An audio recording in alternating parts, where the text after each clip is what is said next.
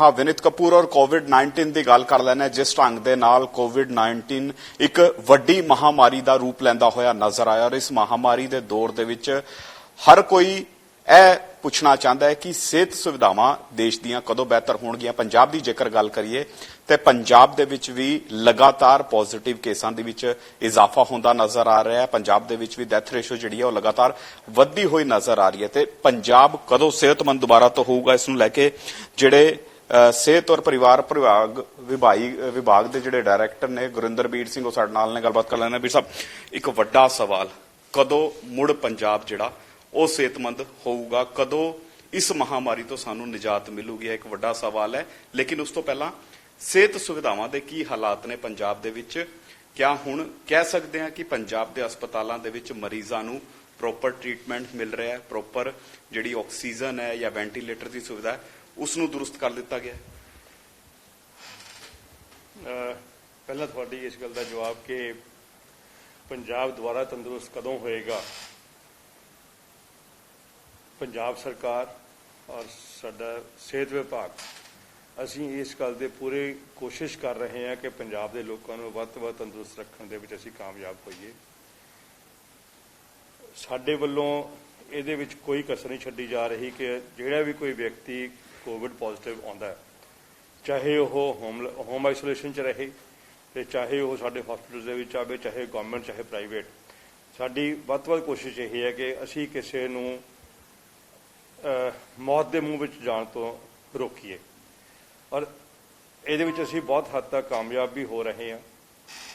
ਜਿੱਥੋਂ ਤੱਕ ਸਿਹਤ ਸੁਵਿਧਾਵਾਂ ਦਾ ਸਵਾਲ ਹੈ, ਜਿੱਥੋਂ ਤੱਕ ਆਕਸੀਜਨ ਦੀ ਅਵੇਲੇਬਿਲਿਟੀ ਜਾਂ ਦਵਾਈਆਂ ਦੀ ਅਵੇਲੇਬਿਲਿਟੀ ਦਾ ਸਵਾਲ ਹੈ, ਅਸੀਂ ਆਪਣੇ ਵੱਲੋਂ ਪੂਰੀ ਤਰ੍ਹਾਂ ਜੂਝ ਰਹੇ ਹਾਂ ਕਿ ਕਿਸੇ ਵੀ ਤਰੀਕੇ ਦੇ ਨਾਲ ਸਾਡਾ ਮਰੀਜ਼ ਜਿਹੜਾ ਹੈ ਉਹ ਬਿਮਾਰੀ ਨਾਲ ਤਾਂ ਭਾਵੇਂ ਕਿਤੇ ਚਲਾ ਜਾਏ, ਲੇਕਿਨ ਆਕਸੀਜਨ ਦੀ ਕਮੀ ਨਾਲ ਜਾਂ ਦਵਾਈਆਂ ਦੀ ਕਮੀ ਕਰਕੇ ਸਾਡੀ ਕੋਸ਼ਿਸ਼ ਇਹ ਹੈ ਕਿ ਉਹਦੇ ਨਾਲ ਕਿਸੇ ਮਰੀਜ਼ ਦੀ ਮੌਤ ਜਿਹੜੀ ਹੈਗੀ ਆ ਉਹ ਨਾ ਹੋਵੇ। ਸਰ, ਘਾਟ ਕਿੱਥੇ ਰਹਿ ਗਈ? ਕਿਉਂਕਿ ਜਿਹੜੀਆਂ ਤਸਵੀਰਾਂ ਨਿਕਲ ਕੇ ਸਾਹਮਣੇ ਆਈਆਂ ਕਿ ਕਈ ਥਾਵਾਂ ਤੇ ਹਸਪੀਟਲ ਦੇ ਵਿੱਚ ਆਕਸੀਜਨ ਨਹੀਂ ਮਿਲ ਪਾਈ, ਕਈ ਥਾਵਾਂ ਤੇ ਵੈਂਟੀਲੇਟਰ ਦੀ ਘਾਟ ਵੇਖਣ ਨੂੰ ਮਿਲੀ, ਆਹ ਕਮੀ ਕਿਸ ਲੈਵਲ ਤੇ ਹੋਈ, ਕਿੱਥੇ ਘਾਟ ਰਹਿ ਗਈ? ਮੇਰਾ ਖਿਆਲ ਹੈ ਪੰਜਾਬ ਦੇ ਕਿਸੇ ਹਸਪੀਟਲ ਦੇ ਵਿੱਚ ਆਪਾਂ ਨੂੰ ਇਹੋ ਜਿਹੀ ਕਮੀ ਦੇਖਣ ਵਿੱਚ ਨਹੀਂ ਆਈ ਹੈਗੀ।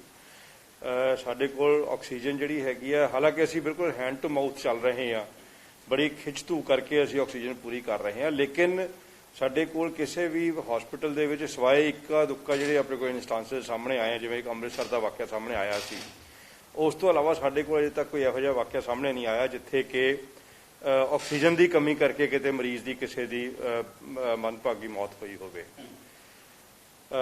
ਸਿਹਤ ਵਿਭਾਗ ਔਰ ਮੈਡੀਕਲ ਐਜੂਕੇਸ਼ਨ ਵਿਭਾਗ ਔਰ ਬਾਕੀ ਸਾਰੇ ਡਿਪਾਰਟਮੈਂਟ ਵੀ ਸਾਰੇ ਰਲ ਕੇ ਅਸੀਂ ਇੰਨੀ ਕੁ ਜ਼ਿਆਦਾ ਕੋਸ਼ਿਸ਼ ਕਰ ਰਹੇ ਹਾਂ ਕਿ ਜਿੰਨਾ ਅਸੀਂ ਵੱਧ ਤੋਂ ਵੱਧ ਆਪਣੇ ਪੰਜਾਬ ਦੇ ਲੋਕਾਂ ਦੀ ਸਿਹਤ ਦਾ ਖਿਆਲ ਰੱਖ ਸਕੀਏ ਉਹ ਕਰ ਰਹੇ ਹਾਂ। ਹੈਂਡ ਟੂ ਮਾਊਥ ਦੀ ਤੁਸੀਂ ਗੱਲ ਕੀਤੀ ਹੈ, ਯਾਨੀ ਜਿੰਨੀ ਕੁ ਹੈ ਉਨਾ ਹੀ ਯੂਜ਼ ਹੋ ਰਿਹਾ, ਕਿ ਵਾਕਿਆ ਹੀ ਕੇਂਦਰ ਸਹਿਯੋਗ ਨਹੀਂ ਕਰ ਰਿਹਾ, ਪ੍ਰੋਪਰ ਜਿੰਨੀ ਕੁ ਆਕਸੀਜਨ ਚਾਹੀਦੀ ਸੀ ਉਹ ਹਜੇ ਤੱਕ ਪੰਜਾਬ ਨੂੰ ਨਹੀਂ ਮਿਲ ਪਾ ਰਹੀ?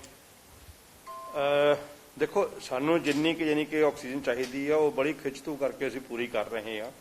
ਅਜੇ ਕਿ ਸਾਡੇ ਮਾਨਯੋਗ ਮੁੱਖ ਮੰਤਰੀ ਜੀ ਵੱਲੋਂ ਵੀ ਕੇਂਦਰ ਸਰਕਾਰ ਨੂੰ ਵੀ ਲਿਖਿਆ ਜਾ ਚੁੱਕਿਆ ਹੈ, ਅਸੀਂ ਅਲੱਗ-ਅਲੱਗ ਪੱਧਰ ਤੇ ਅਸੀਂ ਕੋਸ਼ਿਸ਼ ਕਰ ਰਹੇ ਹਾਂ ਕਿ ਸਾਨੂੰ ਥੋੜੀ ਜਿਹੀ ਐਕਸਟਰਾ ਆਕਸੀਜਨ ਮਿਲ ਜਾਵੇ ਤਾਂ ਕਿ ਸਾਡੀ ਸਿਚੁਏਸ਼ਨ ਜਿਹੜੀ ਹੈਗੀ ਆ ਉਹ ਥੋੜੀ ਜਿਹੀ ਕੰਫਰਟੇਬਲ ਹੋ ਜਾਵੇ। ਕੰਫਰਟੇਬਲ ਕਿਸ ਲੈਵਲ ਦੇ ਵਿੱਚ? ਹਜੇ ਕੰਫਰਟੇਬਲ ਨਹੀਂ ਆ। ਕੰਫਰਟੇਬਲ ਇਨ ਦਾ ਸੈਂਸ ਕਿ ਸਾਡੇ ਕੋਲ ਇੰਨੀ ਕੁ ਆਕਸੀਜਨ ਹੈ ਵੀ ਸਾਡੇ ਕੋਲ ਜੇ ਜ਼ਿਆਦਾ ਮਰੀਜ਼ ਆ ਜਾਣ ਤਾਂ ਅਸੀਂ ਉਹਨਾਂ ਨੂੰ ਦਾ ਇਲਾਜ ਕਰਨ 'ਚ ਕਾਮਯਾਬ ਹੋ ਜਾਈਏ। ਅਜੇ ਕਿ ਹੁਣ ਵੀ ਅਸੀਂ ਕਿਸੇ ਮਰੀਜ਼ ਨੂੰ ਆਕਸੀਜਨ ਦੀ ਕਮੀ ਨਹੀਂ ਹੋਣ ਦੇ ਰਹੇ। ਸਾਡੇ ਵੱਲੋਂ ਕਿਸੇ ਵੀ ਲੈਵਲ ਤੇ ਕਿਸੇ ਵੀ ਹਸਪੀਟਲ ਦੇ ਵਿੱਚ ਮਰੀਜ਼ਾਂ ਨੂੰ ਆਕਸੀਜਨ ਦੀ ਕਮੀ ਨਹੀਂ ਹੋਣ ਦਿੱਤੀ ਜਾ ਰਹੀ। ਬਟ ਜੇ ਸਾਡੇ ਕੋਲ ਥੋੜੀ ਜਿਹੀ ਆਕਸੀਜਨ ਦੀ ਜੇ ਸਾਡੇ ਕੋਲ ਕੁਆਂਟੀਟੀ ਵੱਧ ਜਾਂਦੀ ਹੈ ਤਾਂ ਅਸੀਂ ਥੋੜਾ ਜਿਹਾ ਹੋਰ ਜਿਹੜਾ ਹੈ ਉਹ ਆਪਣੇ ਆਪ ਨੂੰ ਇਹ ਸੋਚਾਂਗੇ ਕਿ ਅਸੀਂ ਹੁਣ ਜ਼ਿਆਦਾ ਕੰਫਰਟੇਬਲ ਆ ਉਹਦੇ ਬਾਰੇ। ਇੱਕ ਕਿਹਾ ਜਾ ਰਿਹਾ ਕਿ ਇੱਕ ਹੋਰ ਵੇਵ ਸ਼ੁਰੂ ਹੋਣ ਵਾਲੀ ਹੈ, ਇੱਕ ਹੋਰ ਵੇਵ ਜਿਹੜੀ ਹੈ ਪ੍ਰਭਾਵ ਆਪਣਾ ਵਿਖਾ ਸਕਦੀ ਹੈ ਔਰ ਇਨ ਸਾਰੀ ਵੇਵਾਂ ਤੋਂ 15 ਤੋਂ 20% 25% ਜ਼ਿਆਦਾ ਸਟਰੋਂਗ ਵੇਵ ਹੈ ਜਿਹੜੀ 2 ਜਾਂ 3 ਦਿਨਾਂ ਦੇ ਵਿੱਚ ਹੀ ਵਿਅਕਤੀ ਦੀ ਸਿਹਤ ਨੂੰ ਪੂਰੀ ਤਰ੍ਹਾਂ ਨਾਲ ਵਿਗਾੜ ਕੇ ਰੱਖ ਦੇਗੀ। ਤੇ ਉਸ ਲਈ ਕਿਆ ਪੰਜਾਬ ਤਿਆਰ ਹੋ ਪਾਏ? ਜਿੱਥੋਂ ਤੱਕ ਤੀਸਰੀ ਵੇਵ ਦਾ ਸਵਾਲ ਹੈ, ਜੋ ਕਿ ਜਿਵੇਂ ਕਿ ਅਖਬਾਰਾਂ ਵਿੱਚ ਵੀ ਪੜ੍ਹਨ ਤੁਸੀਂ ਦੇਖਿਆ, ਉਹ ਵੇਵ ਕਦੋਂ ਆਏਗੀ? ਅਜੇ ਪਹਿਲਾਂ ਅਸੀਂ ਜਿਹੜੀ ਸੈਕੰਡ ਵੇਵ ਹੈਗੀ ਹੈ ਇਹਦੇ ਨਾਲ ਹੀ ਅਸੀਂ ਨਜਿੱਠ ਰਹੇ ਹਾਂ। ਤੀਸਰੀ ਵੇਵ ਕਦੋਂ ਆਏਗੀ, ਕਿਸ ਤਰੀਕੇ ਨਾਲ ਆਏਗੀ, ਇਹਦੇ ਬਾਰੇ ਕੋਈ ਬਹੁਤੇ ਜ਼ਿਆਦਾ ਕਿਆਸ ਜਿਹੜੇ ਹੈਗੇ ਆ ਉਹ ਅਸੀਂ ਅਜੇ ਨਹੀਂ ਲਗਾ ਰਹੇ। ਜਦੋਂ ਉਹ ਹਾਲਾਤ ਆਣਗੇ ਉਦੋਂ ਦੇਖਾਂਗੇ। ਬਟ ਐਟ ਦਾ ਮੋਮੈਂਟ ਅਸੀਂ ਇਹ ਕੋਸ਼ਿਸ਼ ਕਰ ਰਹੇ ਹਾਂ ਕਿ ਅਸੀਂ ਜਿਹੜੀ ਤੀਸਰੀ ਵੇਵ ਜੇ ਆਂਦੀ ਹੈ ਤਾਂ ਉਹਦੇ ਵਾਸਤੇ ਅਸੀਂ ਆਪਣੇ ਹਸਪੀਟਲਸ ਨੂੰ ਤਿਆਰ ਕਰ ਰਹੇ ਹਾਂ। ਅਸੀਂ ਹੋਰ ਬੈੱਡ ਐਡ ਕਰ ਰਹੇ ਹਾਂ, ਹੋਰ ਆਕਸੀਜਨ ਜਿਹੜੀ ਹੈਗੀ ਆ ਜਿੰਨੇ ਕੁ ਅਸੀਂ ਪੰਜਾਬ ਦੇ ਵਿੱਚ ਜਨਰੇਸ਼ਨ ਕਰ ਸਕਦੇ ਹਾਂ ਉਹ ਕਰਨ ਦੀ ਕੋਸ਼ਿਸ਼ ਕਰ ਰਹੇ ਹਾਂ। ਔਰ ਉਸ ਤੋਂ ਬਿਯੋਂਡ ਜੋ ਵੀ ਜਾਣੀ ਕਿ ਸਾਡੀਆਂ ਰਿਕੁਆਇਰਮੈਂਟਸ ਹੁਣ ਅੱਗੇ ਵਧੇ ਹੋਏ ਕੇਸਾਂ ਦੇ ਮੁਤਾਬਕ ਹੋ ਸਕਦੀਆਂ, ਅਸੀਂ ਉਹਨਾਂ ਨੂੰ ਫੁੱਲਫਿਲ ਕਰਨ ਦੇ ਵਿੱਚ ਹੁਣੇ ਤੋਂ ਜਿਹੜੀ ਆਪਣੀ ਐਕਟੀਵਿਟੀ ਜਿਹੜੀ ਹੈਗੀ ਉਹ ਸ਼ੁਰੂ ਕਰਤੀ ਹੈ। ਔਰ ਸਾਨੂੰ ਉਮੀਦ ਹੈ ਕਿ ਜਦੋਂ ਤੱਕ ਅਸੀਂ ਜੇ ਉਹ ਸਟੇਜ ਜੇ ਆਂਦੀ ਹੈ ਤਾਂ ਉਦੋਂ ਤੱਕ ਅਸੀਂ ਇਸ ਕੰਮ ਲਈ ਪੂਰੇ ਤਿਆਰ ਹੋਵਾਂਗੇ। ਸਰ ਓਵਰਆਲ ਅਗਰ ਗੱਲ ਕਰੀਏ ਕਿੰਨੇ ਆਕਸੀਜਨ ਬੈੱਡ ਸਾਡੇ ਕੋਲ ਫਿਲਹਾਲ ਅਵੇਲੇਬਲ ਹੈ, ਕਿੰਨੇ ਵੈਂਟੀਲੇਟਰ ਜਿਹੜੇ ਨੇ ਸਾਡੇ ਕੋਲ ਅਵੇਲੇਬਲ ਹੈ, ਤਾਂ ਕਿ ਅਗਰ ਅਚਾਨਕ ਜੇ ਵੱਧਦੀ ਵੀ ਹੈ ਸੰਖਿਆ ਮਰੀਜ਼ਾਂ ਦੀ ਤੇ ਫਿਰ ਉਸ ਨੂੰ ਕੰਟਰੋਲ ਕੀਤਾ ਜਾ ਸਕੇ? ਕਿਆ ਪ੍ਰਾਪਤ ਮਾਤਰਾ ਦੇ ਵਿੱਚ ਹਸਪਤਾਲਾਂ ਦੇ ਵਿੱਚ ਵੈਂਟੀਲੇਟਰ ਆਕਸੀਜਨ ਸਾਡੇ ਕੋਲ ਅਵੇਲੇਬਲ ਹੈ? ਹਾਂ, ਅੱਜ ਦੀ ਡੇਟ ਦੇ ਵਿੱਚ ਆਪਾਂ ਗੱਲ ਕਰੀਏ ਤਾਂ ਸਾਡੇ ਕੋਲ ਜਿੰਨੇ ਵੈਂਟੀਲੇਟਰ ਆਕਸੀਜਨ ਬੈੱਡਸ ਜਿਹੜੇ ਹੈਗੇ ਆ ਉਹ ਹੁਣ ਹਾਲ ਦੀ ਘੜੀ ਵਾਸਤੇ ਮਰੀਜ਼ਾਂ ਵਾਸਤੇ ਐਡਿਕੁਏਟ ਹੈ। ਸਾਡੇ ਕੋਲ ਜਿਹੜੀ ਬੈੱਡ ਆਕੂਪੈਂਸੀ ਜਿਹੜੀ ਹੈਗੀ ਉਹ ਡੇਲੀ ਅਸੀਂ ਅਖਬਾਰ ਵਿੱਚ ਵੀ ਪਬਲਿਸ਼ ਕਰ ਰਹੇ ਹਾਂ ਤੇ ਉਹ ਅਜੇ ਹਾਲਾਤ ਕੰਫਰਟੇਬਲ ਹੈ। ਲੇਕਿਨ ਇੱਕ ਚੀਜ਼ ਕਹੀ ਜਾਂਦੀ ਹੈ ਕਿ ਸਰਕਾਰੀ ਹਸਪਤਾਲ ਜਿਹੜੇ ਨੇ ਉਹਨਾਂ ਵਿੱਚ ਵੈਂਟੀਲੇਟਰ ਦੀ ਫੈਸਿਲਿਟੀ ਜੇਕਰ ਹੁੰਦੀ ਤੇ ਸ਼ਾਇਦ ਸਿਹਤ ਸੁਵਿਧਾਵਾਂ ਹੋਰ ਜ਼ਿਆਦਾ ਬੈਟਰ ਹੋ ਸਕਦੀਆਂ ਸੀ। ਨਹੀਂ, ਇਹ ਜਿਹੜਾ ਹੈਗਾ ਇਹ ਥੋੜਾ ਜਿਹਾ ਨਾ ਓਵਰ ਆਪਾਂ ਕਈ ਵਾਰੀ ਸੋਚ ਜਾਂਦੇ ਆ। ਜਿਹੜੇ ਵੈਂਟੀਲੇਟਰ ਜਿਹੜੇ ਹੈਗੇ ਆ ਇਹਨਾਂ ਨੂੰ ਯੂਜ਼ ਕਰਨ ਵਾਸਤੇ ਸਾਨੂੰ ਸਪੈਸ਼ਲ ਸਟਾਫ ਚਾਹੀਦਾ ਜਿਹੜਾ ਕਿ most of time tertiary level ਜਿਹੜੇ ਹਸਪੀਟਲ ਹੈ ਉਹਨਾਂ 'ਚ ਅਵੇਲੇਬਲ ਹੁੰਦਾ। ਜਿਵੇਂ ਜਿਹੜੇ ਮੈਡੀਕਲ ਕਾਲਜਸ ਹੈ ਜਾਂ ਸਾਡੇ ਜਿਹੜੇ ਟਰਸ਼ਰੀ ਲੈਵਲ ਵਾਲੇ ਜਿਹੜੇ ਪ੍ਰਾਈਵੇਟ ਹਸਪੀਟਲਸ ਆ ਉਹਨਾਂ ਦੇ ਵਿੱਚ ਵੈਂਟੀਲੇਟਰ ਚਲਾਉਣ ਵਾਲਾ ਸਟਾਫ ਵਗੈਰਾ ਅਵੇਲੇਬਲ ਹੈ। ਡਿਸਟ੍ਰਿਕਟ ਲੈਵਲ ਤੇ ਅਸੀਂ L2 ਤੱਕ ਦੀ ਫੈਸਿਲਿਟੀ, ਲੈਵਲ 2 ਦੀ ਫੈਸਿਲਿਟੀ ਅਸੀਂ ਦੇ ਸਕਦੇ ਹਾਂ ਕਿ ਆਕਸੀਜਨ ਜਿੱਥੇ ਤੱਕ ਚਾਹੀਦੀ ਹੈ ਉਹ ਅਸੀਂ ਦੇ ਸਕਦੇ ਹਾਂ। ਜਿਹੜੇ ਵੈਂਟੀਲੇਟਰ ਆਪਰੇਟ ਕਰਨ ਵਾਸਤੇ ਜਿਹੜਾ ਚਾਹੀਦਾ ਸਟਾਫ ਚਾਹੀਦਾ ਔਰ ਜੋ ਐਕਸਪਰਟੀਜ਼ ਚਾਹੀਦੀ ਹੈ ਉਹ ਸਾਡੀ ਜਿਹੜੀ ਹੈਗੀ ਆ ਉਹ ਟਰਸ਼ਰੀ ਲੈਵਲ ਤੇ ਹੁੰਦੀ ਹੈ ਔਰ ਉਹ ਸਾਡੇ ਕੋਲ ਹੈ ਔਰ ਉਹ ਅਸੀਂ ਯੂਟਿਲਾਈਜ਼ ਕਰ ਰਹੇ ਹਾਂ। ਕਿੰਨੇ ਸ਼ਹਿਰ ਇਹੋ ਜਿਹੇ ਨੇ ਜਿਨ੍ਹਾਂ ਦੇ ਵਿੱਚ ਵੈਂਟੀਲੇਟਰ ਵਾਲੇ ਹਸਪੀਟਲ ਸਰਕਾਰੀ ਜਿਹੜੇ ਨੇ ਸਾਡੇ ਕੋਲ ਅਵੇਲੇਬਲ ਨੇ? ਕਿਉਂਕਿ ਮਹਾਮਾਰੀ ਜਿਸ ਢੰਗ ਨਾਲ ਪ੍ਰਕੋਪ ਵਿਖਾ ਰਹੀ ਹੈ ਉਹ ਜ਼ਿਲ੍ਹੇ ਵਾਈਜ਼ ਨਹੀਂ ਫੈਲ ਰਹੀ, ਬਲਕਿ ਕੋਈ ਇਹੋ ਜਿਹਾ ਜ਼ਿਲ੍ਹਾ ਹੋਏਗਾ ਜਿਸ ਦੇ ਵਿੱਚ ਜਿਹੜੇ ਕੋਵਿਡ ਪੋਜ਼ਿਟਿਵ ਕੇਸ ਹੈ ਉਹਨਾਂ ਦੀ ਸੰਖਿਆ ਦੇ ਵਿੱਚ ਘਾਟ ਆਉਂਦੀ ਨਜ਼ਰ ਆਉ। ਨਹੀਂ, ਬੇਸ਼ੱਕ ਹਰੇਕ ਡਿਸਟ੍ਰਿਕਟ ਦੇ ਵਿੱਚ ਵੈਂਟੀਲੇਟਰ ਵਾਲੇ ਬੈੱਡਸ ਨਾ ਹੋਣ, ਲੇਕਿਨ ਸਾਡੇ ਜਿਹੜੇ ਵੈਂਟੀਲੇਟਰ ਵਾਲੇ ਬੈੱਡਸ ਜਿਹੜੇ ਹੈਗੇ ਆ ਉਹ ਸਾਰੀ ਸਟੇਟ ਦੇ ਵਿੱਚ ਇਸ ਤਰੀਕੇ ਨਾਲ ਫੈਲੇ ਹੋਏ ਆ ਕਿ ਸਾਨੂੰ ਜੇ ਕਿਸੇ ਪੇਸ਼ੈਂਟ ਨੂੰ ਕਿਸੇ ਦੂਜੇ ਥਾਂ ਤੇ ਸ਼ਿਫਟ ਕਰਨ ਦੀ ਲੋੜ ਪੈਂਦੀ ਹੈ ਤਾਂ ਉਹਨੂੰ ਅਸੀਂ ਬੜੇ ਈਜ਼ੀਲੀ ਵਿਦਨ ਟਾਈਮ ਅਸੀਂ ਉਹਨੂੰ ਸ਼ਿਫਟ ਕਰ ਸਕਦੇ ਹਾਂ। ਡਾਕਟਰ ਸਾਹਿਬ, ਇਹ ਵੀ ਕਿਹਾ ਜਾਂਦਾ ਹੈ ਕਿ ਸਿਹਤ ਮੰਤਰੀ ਦਾ ਆਪਣਾ ਜਿਹੜਾ ਸ਼ਹਿਰ ਹੈ ਮੋਹਾਲੀ, ਉਸ ਦੇ ਵਿੱਚ ਵੈਂਟੀਲੇਟਰ ਬੈੱਡ ਅਵੇਲੇਬਲ ਨਹੀਂ ਹੈ ਸਰਕਾਰੀ ਹਸਪਤਾਲ ਦੇ ਵਿੱਚ। ਸੰਗਰੂਰ ਦਾ ਵੀ ਆਹੀ ਗੱਲ ਕਹੀ ਜਾਂਦੀ ਹੈ ਕਿ ਸੰਗਰੂਰ ਦੇ ਸਰਕਾਰੀ ਹਸਪਤਾਲ ਦੇ ਵਿੱਚ ਵੀ ਵੈਂਟੀਲੇਟਰ ਬੈੱਡ ਨਹੀਂ ਹੈ। ਦੇਖੋ, ਮੈਂ ਤੁਹਾਨੂੰ ਉਹੀ ਗੱਲ ਦੁਬਾਰਾ ਫੇਰ ਕਹਿ ਰਿਹਾ ਕਿ ਸਰਕਾਰੀ ਹਸਪਤਾਲ ਜਿਹੜੇ ਹੈਗੇ ਆ ਇਹ ਚਾਹੇ ਤੁਸੀਂ ਸੰਗਰੂਰ ਦੀ ਗੱਲ ਕਰੋ ਚਾਹੇ ਮੋਹਾਲੀ ਦੀ ਗੱਲ ਕਰੋ, ਇਹ ਦੋਵੇਂ ਡਿਸਟ੍ਰਿਕਟ ਹਸਪੀਟਲ ਹੈ ਜਿਹੜੇ ਕਿ ਮੈਡੀਕਲ ਕਾਲਜ ਅਜੇ ਨਹੀਂ ਹੈਗੇ। ਤੇ ਜਦੋਂ ਮੈਡੀਕਲ ਕਾਲਜ ਨਹੀਂ ਹੈ ਤਾਂ ਉੱਥੇ ਜਿਹੜੇ ਵੈਂਟੀਲੇਟਰ ਬੈੱਡਸ ਹੋਣ ਦਾ ਕੋਈ ਮਤਲਬ ਨਹੀਂ ਹੈ। ਠੀਕ ਹੈ, ਯਾਨੀ ਮੈਡੀਕਲ ਕਾਲਜ ਦੇ ਵਿੱਚ ਹੀ ਵੈਂਟੀਲੇਟਰ ਬੈੱਡ ਜਿਹੜੇ ਨੇ ਉਹ ਪ੍ਰੋਵਾਈਡ ਹੋ ਰਹੇ ਨੇ ਜਾਂ ਮੈਡੀਕਲ ਕਾਲਜਸ ਵਿੱਚ ਜਾਂ ਟਰਸ਼ਰੀ ਕੇਅਰ ਹਸਪੀਟਲ ਜਿਹੜੇ ਹੈ। ਟਰਸ਼ਰੀ ਕੇਅਰ ਹਸਪੀਟਲ ਦਾ ਮਤਲਬ ਹੈ ਜਿਵੇਂ ਜਿਹੜੇ ਪ੍ਰਾਈਵੇਟ ਹਸਪੀਟਲ ਸਾਡੇ ਜਿਵੇਂ ਫੋਰਟਿਸ, ਮੈਕਸ, IV, ਇਹ ਜਿਹੜੇ ਹਸਪੀਟਲ ਹੈ ਇਹ ਟਰਸ਼ਰੀ ਕੇਅਰ ਹਸਪੀਟਲ ਹੈ ਜਿੱਥੇ ਕਿ ਸੁਪਰ ਸਪੈਸ਼ਲਾਈਜੇਸ਼ਨ ਦੀ ਫੈਸਿਲਿਟੀ ਅਵੇਲੇਬਲ ਹੈ। ਜਿਹੜੇ ਡਿਸਟ੍ਰਿਕਟ ਹਸਪੀਟਲ ਹੈ ਉੱਥੇ ਸਾਡੇ ਕੋਲ ਲੈਵਲ 2 ਤੱਕ ਦੇ ਹੈਗੇ ਜਿੱਥੇ ਕਿ ਅਸੀਂ ਆਕਸੀਜਨ ਦੇ ਕੇ ਮਰੀਜ਼ ਨੂੰ ਰੱਖ ਸਕਦੇ ਹਾਂ। ਸੋ ਉਸ ਲੈਵਲ ਤੱਕ ਦੀ ਫੈਸਿਲਿਟੀ ਜਿਹੜੀ ਹੈਗੀ ਉਹ ਸਾਡੇ ਸਾਰੇ ਡਿਸਟ੍ਰਿਕਟ ਹਸਪੀਟਲ ਦੇ ਅਵੇਲੇਬਲ ਹੈ। ਠੀਕ ਹੈ, ਜਿਹੜੇ ਵੈਂਟੀਲੇਟਰ ਬੈੱਡਸ ਹੈ ਉਹ ਸਾਡੇ ਸਿਰਫ ਜਿਹੜੇ ਹੈਗੇ ਆ 2 ਡਿਸਟ੍ਰਿਕਟ ਹਸਪੀਟਲ ਦੇ ਅਵੇਲੇਬਲ ਹੈ, ਦੈਟ ਇਜ਼ ਹੈਗੇ ਲੁਧਿਆਣਾ ਤੇ ਜਲੰਧਰ। ਇਹ 2 ਡਿਸਟ੍ਰਿਕਟ ਹਸਪੀਟਲ ਇਹੋ ਜਿਹੇ ਹਨ ਜਿੱਥੇ ਕਿ ਅਸੀਂ ਵੈਂਟੀਲੇਟਰ ਦੀ ਸੁਵਿਧਾ ਜਿਹੜੀ ਹੈਗੀ ਆ ਉਹ ਦਿੱਤੀ ਹੋਈ ਹੈ ਸਾਡੇ ਸਰਕਾਰੀ ਹਸਪਤਾਲਾਂ ਵਿੱਚ।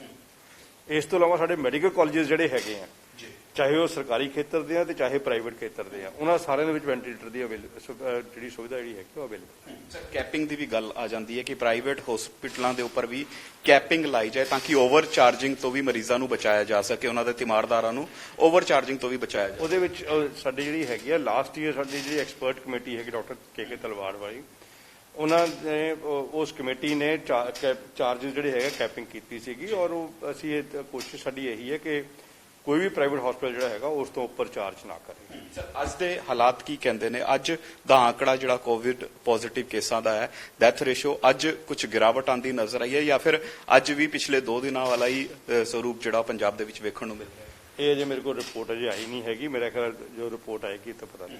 ਚਲੋ ਇੱਕ ਹੋਰ ਸਵਾਲ ਸਰ, ਵੈਕਸੀਨੇਸ਼ਨ ਦੀ ਘਾਟ ਦੀ ਜਿਹੜੀ ਗੱਲ ਹੋ ਰਹੀ ਸੀ ਕਿ ਵੈਕਸੀਨੇਸ਼ਨ ਸਾਡੇ ਕੋਲ ਘੱਟ ਹੋ ਗਈ ਹੈ। 18 ਤੋਂ 45 ਸਾਲ ਦੀ ਜਿਹੜੀ ਏਜ ਕੈਟਾਗਰੀ ਸੀ ਉਸ ਨੂੰ ਵੀ ਵੈਕਸੀਨੇਸ਼ਨ ਹਜੇ ਸ਼ੁਰੂ ਨਹੀਂ ਹੋ ਪਾਈ ਸੀ। ਕਿਆ ਉਹ ਘਾਟ ਪੂਰੀ ਹੋ ਚੁੱਕੀ ਹੈ? ਕਿਆ ਸਪਲਾਈ ਆਣੀ ਵੈਕਸੀਨੇਸ਼ਨ ਦੀ ਸ਼ੁਰੂ ਹੋ ਚੁੱਕੀ ਹੈ? ਹਾਂਜੀ, ਉਹਦੀ ਜਿਹੜੀ ਸਪਲਾਈ ਹੈਗੀ ਸਾਡੇ ਕੋਲ, ਮੇਰੇ ਖਿਆਲ ਕੱਲ੍ਹ ਤੱਕ ਸਾਡੇ ਕੋਲ ਸਪਲਾਈ ਪਹੁੰਚ ਜਾਏਗੀ। ਔਰ ਸੋਮਵਾਰ ਤੋਂ, ਜਿਵੇਂ ਅੱਜ ਸਾਡੇ ਮਾਨਯੋਗ ਮੁੱਖ ਮੰਤਰੀ ਜੀ ਨੇ ਮੇਰੇ ਖਿਆਲ ਅਨਾਉਂਸ ਵੀ ਕੀਤਾ ਕਿ ਸੋਮਵਾਰ ਤੋਂ ਅਸੀਂ 18 ਤੋਂ 45 ਵਾਲਾ ਗਰੁੱਪ ਜਿਹੜਾ ਹੈਗਾ, ਏਜ ਗਰੁੱਪ ਹੈ, ਉਹਦੀ ਵੈਕਸੀਨੇਸ਼ਨ ਸ਼ੁਰੂ ਕਰਾਂਗੇ ਅਸੀਂ। ਯਾਨੀ ਬਿਲਕੁਲ ਇੱਕ ਵੱਡੀ ਖਬਰ ਹੈ ਕਿ 18 ਤੋਂ 45 ਸਾਲ ਦਾ ਜਿਹੜਾ ਏਜ ਗਰੁੱਪ ਹੈ, ਜਿਸ ਨੂੰ ਫਿਲਹਾਲ ਪੰਜਾਬ ਦੇ ਵਿੱਚ ਵੈਕਸੀਨੇਸ਼ਨ ਨਹੀਂ ਲਾਈ ਜਾ ਰਹੀ ਸੀ, ਸੋਮਵਾਰ ਤੋਂ ਉਹਨਾਂ ਨੂੰ ਵੈਕਸੀਨੇਸ਼ਨ ਲਾਉਣ ਦੀ ਪ੍ਰਕਿਰਿਆ ਜਿਹੜੀ ਹੈ ਸ਼ੁਰੂ ਹੋ ਜੂਗੀ, ਕਿਉਂਕਿ ਵੈਕਸੀਨੇਸ਼ਨ ਜਿਹੜੀ ਹੈ ਕੱਲ ਤੱਕ ਅਵੇਲੇਬਲ ਹੋ ਜਾਏਗੀ। ਔਰ ਖੁਦ ਮੁੱਖ ਮੰਤਰੀ ਜਿਹੜੇ ਨੇ ਸਿਹਤ ਵਿਭਾਗ ਦੇ ਅਧਿਕਾਰੀਆਂ ਨੂੰ ਵੀ ਇਸ ਗੱਲ ਦੀ ਡਾਇਰੈਕਸ਼ਨ ਦਿੰਦੇ ਨਜ਼ਰ ਆਏ ਨੇ ਕਿ ਇਸ ਏਜ ਗਰੁੱਪ ਨੂੰ ਵੀ ਵੈਕਸੀਨੇਸ਼ਨ ਲਾਈ ਜਾਏ। ਲੇਕਿਨ ਓਵਰਆਲ ਅਗਰ ਆਪਾਂ ਰੈਮਡੀਸਿਵਰ ਦੀ ਸਰ ਗੱਲ ਕਰੀਏ, ਹੋਰ ਜਿਹੜੀਆਂ ਮੇਨ ਦਵਾਈਆਂ ਨੇ ਜਿਹੜੀਆਂ ਕੋਵਿਡ ਪੇਸ਼ੈਂਟਸ ਨੂੰ ਦਿੱਤੀਆਂ ਜਾਂਦੀਆਂ ਨੇ, ਕਿਆ ਉਹ ਪ੍ਰੋਪਰ ਮਾਤਰਾ ਦੇ ਵਿੱਚ ਸਾਡੇ ਕੋਲ ਉਪਲਬਧ ਹੋ ਚੁੱਕੀਆਂ ਨੇ? ਸਾਡੇ ਕੋਲ ਦਵਾਈਆਂ ਜਿਹੜੀਆਂ ਹੈਗੀਆਂ ਉਹ ਥੋੜੀ ਜਿਹੀ, ਮੈਂ ਜਿਵੇਂ ਆਪਾਂ ਆਕਸੀਜਨ ਦੀ ਗੱਲ ਕੀਤੀ ਆ, ਉਸੇ ਤਰ੍ਹਾਂ ਸਾਡੇ ਕੋਲ ਦਵਾਈਆਂ ਜਿਹੜੀਆਂ ਹੈਗੀਆਂ ਉਹ ਅਵੇਲੇਬਲ ਹੈ। ਲੇਕਿਨ ਫਿਰ ਉਸੇ ਤੇ ਆਉਂਗਾ ਮੈਂ ਕਿ ਉਹ ਜਿਹੜਾ ਹੈਗਾ ਥੋੜਾ ਜਿਹਾ ਹੱਥ ਖਿੱਚ ਕੇ ਅਸੀਂ ਜਿਹੜਾ ਹੈਗਾ, ਲੇਕਿਨ ਮਰੀਜ਼ਾਂ ਨੂੰ ਕਿਸੇ ਨੂੰ ਵੀ ਦਵਾਈ ਨਾ ਮਿਲਣ ਵਾਲੀ ਕੋਈ ਪ੍ਰੋਬਲਮ ਨਹੀਂ ਹੈ।